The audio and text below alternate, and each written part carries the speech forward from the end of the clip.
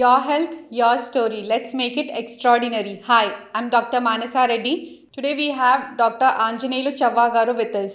Hello, sir. Hi. How are you? Fine, ma'am.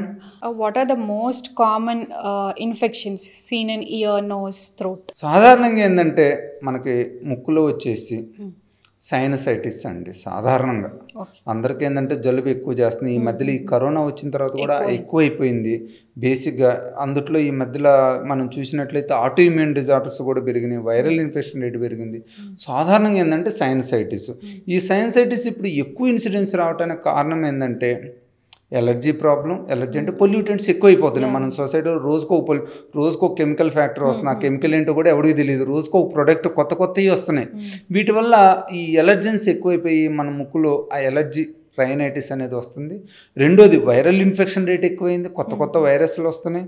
So ఈ virus నుంచి కూడా మనకు సైనసైటిస్ ఎక్కువ ప్రాబ్లం అవుతుంది. మూడోది ఫిజికల్ యాక్టివిటీ లేకపోవటం వలన మన టిష్యూస్ అని ఉబ్బుతాయి, మన మెడలో అవగటం, ముఖంలో, అట్లానే ముక్కులో కూడా టిష్యూస్. దాంతో ఏమవుతుందంటే ఆ ముక్కులో ఉన్న సైనస్ ఆస్టియా చిన్న క్లోజ్ అయిపోతాయి. క్లోజ్ అయిపోవడం వల్ల సెక్రెషన్స్ అక్కడ రిటైన్ అయిపోయి మనకి సైనసైటిస్ అటాక్స్ ఎక్కువ వస్తున్నాయి. అలానే వాళ్ళు చూసినట్లయితే ఇమ్యూనలాజికల్ ప్రాబ్లమ్స్ కూడా చాలా ఎక్కువైపోయినాయి. ఆటోఇమ్యూన్ డిజార్డర్స్ కావచ్చు, ఆర్గాన్ ట్రాన్స్ప్లాంట్, క్యాన్సర్ ప్రాబ్లమ్స్ కావచ్చు, obesity it self is one of the problem. వీటన్నిటి నుంచి కూడా ఈ సైనస్ ప్రాబ్లమ్స్ అనేవి చాలా ఎక్కువైపోతున్నాయి.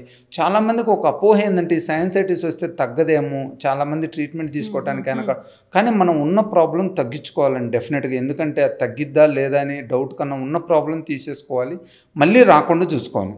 కానీ వాళ్ళు ఉన్న టెక్నాలజీ అనుకోండి, డయాగ్నోస్టిక్స్. ఎందుకంటే మనం ఒక ప్రాబ్లము ఎన్నిటి నుంచి వస్తుందో చూసుకొని అన్నిటిని క్లియర్ చేసినట్లయితే యూజువల్గా ఈ ప్రాబ్లం మళ్ళీ రిపీట్ కాకుండా ఉంటుంది. ఇప్పుడు సైనసైటిస్ అనుకోండి, ఓన్లీ ఆపరేషన్ చేస్తే ఉపయోగం ఉండదు, అలానే ఓన్లీ ఎలర్జీ మందులు వాడితే ఉపయోగం ఉండదు.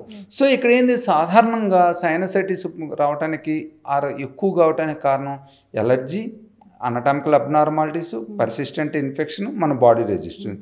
ఈ నాలుగిటిని కూడా మనం సర్జరీ ద్వారా ముక్కులో ఉన్న అనటామికల్ ప్రాబ్లమ్స్ని సైనస్ ఇన్ఫెక్షన్ క్లియర్ చేసుకొని ఎలర్జెన్స్ని అవాయిడ్ చేసుకుంటా, ఎక్కువ ఎలర్జీ ఉంటే ఇమ్యూనోథెరపీ తీసుకుంటా, రెగ్యులర్గా వైరల్ వ్యాక్సిన్స్ చేయించుకుంటా, రెగ్యులర్ ఫిజికల్ యాక్టివిటీ చేసుకుంటా, జలనేతి విధానం ద్వారా ముక్కును హైజీనిక్గా ఉంచుకుంటే యూజువల్గా మనం ఇవన్నీ చేసినట్లయితే యూజువల్గా ఈ సైనస్ ప్రాబ్లం రాదు. సైనస్ నుంచి చాలా రిలీఫ్ వస్తుంది, చాలా బాగుంటుంది అనమాట.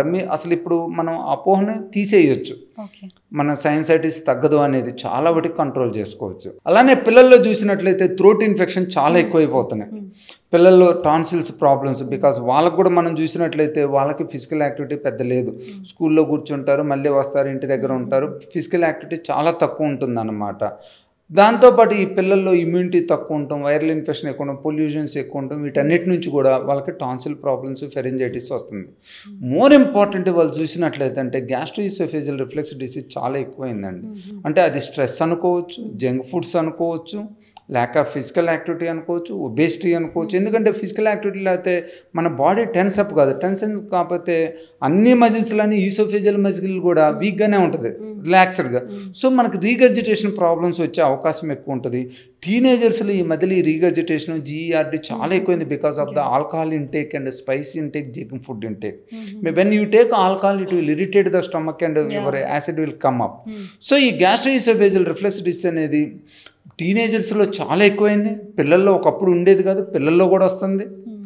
ఎల్డర్ పీపుల్లో కూడా ఇది ఎక్కువగా ఉంది. ఇవాళ మనం చూసినట్లయితే చాలా మందిలోనూ స్ట్రెస్ నుంచి అనుకోవచ్చు, లైఫ్ స్టైల్ నుంచి అనుకోవచ్చు, many people are suffering with gastroesophageal reflex disease.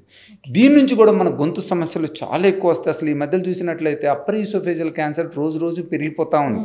Olden డేస్లో ఈ upper esophageal cancer or pyriform sinus cancer అనేది స్మోకర్స్లోనే ఉండేది. Lower gastroesophageal, lower cancer, stomach cancer ఎక్కువ జీఆర్డీ ఆర్ గ్యాస్ట్రైటిస్ పేషెంట్లో ఉండేది. కానీ ఇవాళ mid esophagus, upper esophagus cancer కూడా చాలా ఎక్కువైపోయింది అన్నమాట.